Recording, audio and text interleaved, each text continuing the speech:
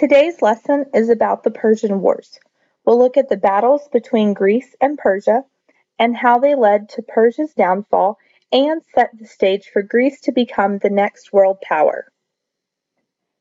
Let's look at what caused this whole thing to begin with. War is never about just one thing, but the catalyst of this war, or what started the actual fighting, was that the Greeks living in Ionia wanted independence from Persian rule. Ionia was the coastal area of Asia Minor, Greek city-states there. This means that even though they weren't living on mainland Greece, there were Greek people who spoke the Greek language, they ate Greek food, they worshipped the Greek gods. Basically, they were similar to the Athenians or the Corinthians or the Spartans as far as their customs. But they just lived across the Aegean Sea. Now, thinking back to our unit on Persia, remember that Ionia was one of those places that Cyrus the Great conquered, putting the Greeks living there under Persian control. Now, he let them keep their customs and their ways, but eventually they wanted their independence and to get back to ruling themselves. The Athenians decided to help out their fellow Greeks by sending supply ships.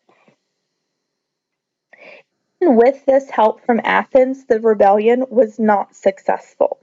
The Ionian Greeks failed in their attempt to gain independence, and in the process made Darius I very angry that someone thought they could stand against him. Remember, he was proud and pompous, and he wanted revenge. The Persians sent a fleet to Greece to attack the polis of Athens. The Athenians knew they were coming and attacked with their phalanx while the Persians were unloading their ships. When you look at this map, you can see the Persian ships in yellow and the Persian troops in red. Notice the Athenian army in blue and how they're attacking from three sides. This left the Persians with nowhere to go. Now, the Persians were not expecting the Athenians to be on the beach waiting for them. They were caught unaware and unprepared. There was nowhere to go except to Persia. Now, these pictures show the Greek phalanx. The phalanx was a rectangular formation of troops that used spears, pikes, or sarissas. They were an infantry-only unit, no cavalry, no chariots, just one massive entity ready to march forward and crush their enemies. Now, the polis of Marathon was a short distance from the beach. The commander there sent a runner back to the city to tell the king about the news about what happened in the battle. The legend goes that Philippides, the runner, ran so hard and so fast that when he got before the king, he shouted one word before collapsing and dying. That word was Nike, meaning victory. People continued to run the distance in commemoration of that event. Even today, people still run the 26.2 miles we call a marathon. Now, this was quite a victory for the Greeks. We're definitely the underdogs here. Remember when we talked about the Persian army, the 10,000 immortals, the elite, well-trained soldiers, largest empire in the world? Hopefully I've refreshed your memory. The Persians weren't finished, and 10 years later they regrouped as Xerxes prepared to avenge his father.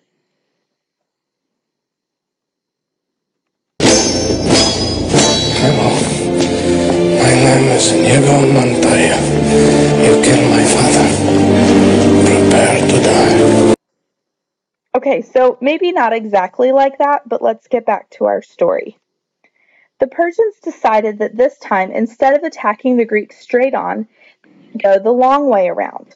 There were several key obstacles along this route. The first was the Hellespont.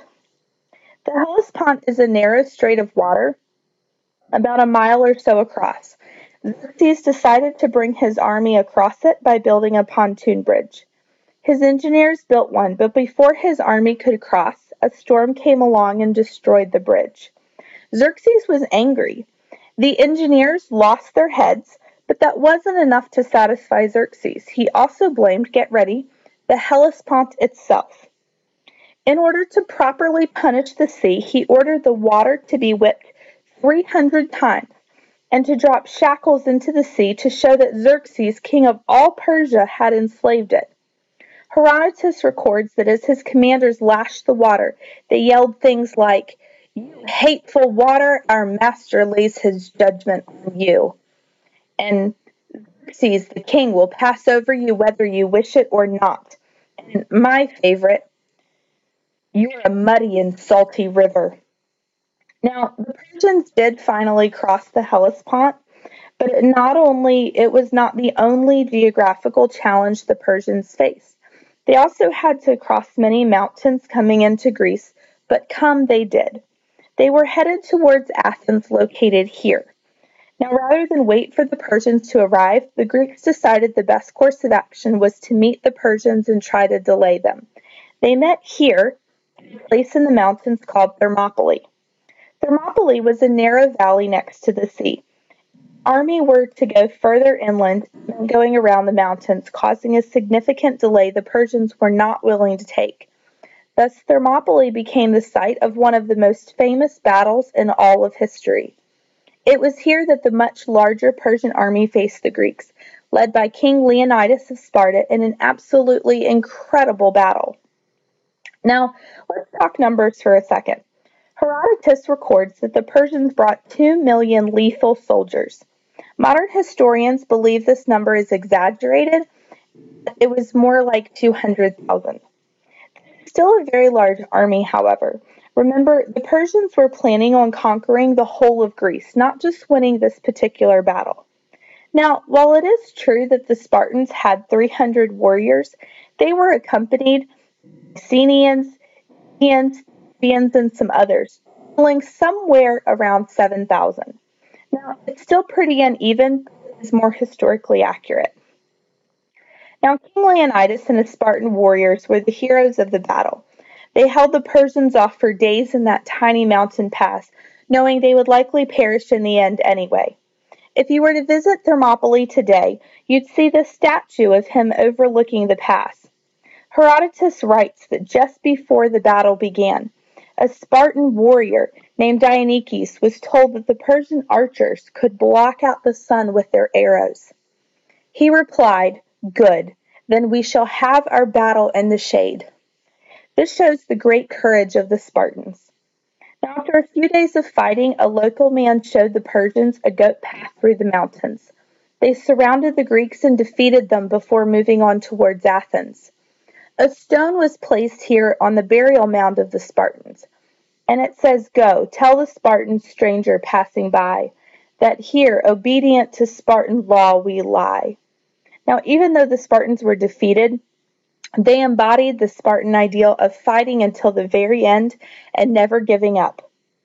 Now, when the Persians reached Athens, they burned the city. Needing more supplies, they awaited their fleet. Themistocles was a brilliant Athenian naval commander. And if Leonidas was the hero of Thermopylae, Themistocles was the Athenian hero of the Battle of Salamis. He pretended to be overwhelmed by the Persian fleet and began to pull back. The overconfident Persians followed the Greeks into the Strait of Salamis. But before too long, they realized that their ships were too large and too crowded in that small body of water. But it was too late. The Persians couldn't move either forward or backwards. They were stuck. The Greeks turned and attacked. In this picture here, you see the red arrows coming towards the yellow. Those are the Greeks coming towards the Persians now. They had smaller, much more agile ships, and they ran the Persian ships to pieces, decimating their navy. The Greeks lost only 40 ships, while the Persians lost 200 of their great warships. Themistocles had outsmarted Xerxes and his navy. Now, the Persians are far from home. They're hungry, they're tired, they're running out of supplies, running out of men. At this point, Xerxes really has no choice but to swallow his pride and return to Persia once and for all. This proved to be the beginning of the end for the Persians, while at the same time launching the Greeks into their golden age. Maybe Nikes really do work after all.